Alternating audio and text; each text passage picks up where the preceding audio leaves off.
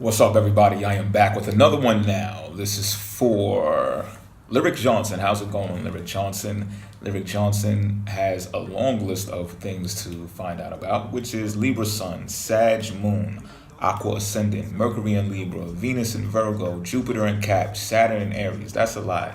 It's 15-minute videos here, Lyric. Just keep that in mind next time you need something done, okay? I'm gonna run through this as briefly as I can, though. I will deliver. I got you. All right. So Libra Sun, we all know Libra is the congenial, diplomatic one. All right, pretty much. And to have a Libra Sun means that you are cooperative. You don't like the disruption of flow. You like to cooperate, or you like even to observe cooperation. Like, this is a harmonious sign, right? Likes to see smiles on people's faces and stuff like that. Likes, very can be very talkative. Can be, not all are though, but can be very talkative, and just gives you the basic. Well, let me talk about Mercury and Libra more, all right? Because you have Mercury and Libra. So with Mercury is in Libra, it's like having the gift of gab. These people have the gift of gab, all right, pretty much. And what they can do is they can like speak and make people believe that their ideas are their own, when it's really the Libra, Mercury and Libra who gave it to them, okay? And as I said before, it's diplomatic, it's like to cooperate, it likes to get, so it's difficult to depend on a Mercury and Libra person to make a decision. So it's better to look at them, how they speak, as they see each point of view, as they see each side, and they're more like a bipartisan person. That's why you can see them in politics and stuff like that. Or if you see, you may see, no matter what, you're going to see like Libra people, most of them in employment places that have like a vast amount of people in them. All right, because they have to be able to manage a lot of situations. Like, I know my cousin, for example, he's a Libra. He works for the MTA, right? I know another Libra person. They're a manager at a hotel. So you understand what I'm saying? So on and so forth. Now you have, let me dance around a bit. You have Jupiter and Cap. Jupiter and Cap is like, it's like you already have the structure built inside of you because of the Capricorn energy there, and you also understand the ins and outs of expansion and how it takes contraction in order to make that happen. So it's like good luck comes to you and fortune, the way that Jupiter represents. However, the Capricorn there also makes things come to you based upon your footwork, based upon the things that you create with your hands that you make happen yourself. So the diligence there, the hard work, the consistent climb that is there will also make your thing or whatever you got going expand even further. So this is a great placement for like corporate life, period. Now let me get to the something in Aries, right? Saturn is in Aries. Now people will automatically believe like this is no good, right? You got the planet of restriction and delay and restraint over here, and then you got fiery, ready to go, is going, not ready, just is going, Aries over here, right? But what you'll find out here though is this is great for like especially entrepreneurial pursuits, because that Aries energy is going to dart out there. And what Saturn does anyway is it needs results in order for you to reach the next plateau. So what you do here is it's like you look at yourself go and then you stop to look back at Saturn as an Aries and say, did you see me go? Did you see what just happened? Did you see that? Did you like it? Yes or no? Let me know. And then but you got to stop. You understand what I'm saying? Like that's the whole reason of being in this place. But having this placement will let you realize that, like you'll understand that. Whereas a more free-flowing planet may be inside of Aries with Saturn there, you'll know after experiencing trial and error more times than a few, you'll understand exactly what that placement is all about.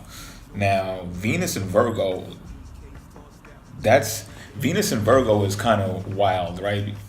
Now, Venus in Virgo has great individual prowess or powers, should you say, right? Now, what happens here is they've got like this whole high standard there for their love pursuit. So it's like if they don't meet that criteria, because this energy is like high strung, they got high standards, and it's like if you don't meet that, you got another thing coming to you. You may see people with this placement, Venus and Virgo, being single for a long time. And now, don't get me wrong, like they are They have high income potential. So that's another thing that comes with the responsibility of being who they are, that they must be choosy in who they select so that they can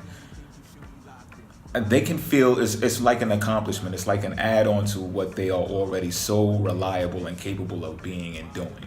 All right. So now when they do find a partner or whatever the case may be, it's like this. It's like it's bugged out because they will actually give more than you would expect. After having such high expectations for someone, you'd expect that they might want 50-50 out of a relationship, or maybe even for their significant other to put more into the relationship. However, no, it's the other way around. Like, they will end up giving themselves excessively to their significant other. Okay, so and this is because the Virgo energy is a servant energy. Like, their mission is to serve. So you imagine now you got the Venus there, which is the planet of interaction and the harmony of adoring to interact with Virgo energy, which is a serving energy, right? So be careful there with that placement when you do decide to do what you do. However, if you came across these experiences already, you know exactly why. You know what I mean? So if you do get in a relationship, pretty much is what I'm saying, is to think 50-50 and don't enable